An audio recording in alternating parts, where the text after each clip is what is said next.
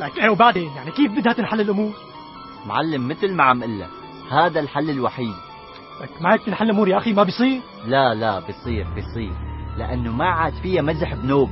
بس مو هيك تنحل الامور، يعني في شيء اسمه منطق، حكمة، حوار عقلاني من الطرفين. لا أخي، باختصار المنطقة اللي منها مشاكل لبلد كامل بلاها.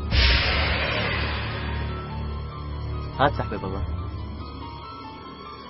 الباب اللي بيجيك منه الريح سده واستريح. بس انت هيك عم تروح الصالح والطالح، يعني ما بصير. لا بصير مثل ما عم قلك. بس هي المنطقة طول عمرها بقلب البلد وراح تضل هلا وبعدين. أخي مثل ما عم قلك، هذا الحل الوحيد. ما بصير تقول عن منطقة ببلدك تلاها، ما بصير، ما بتزبط تزبط شيء.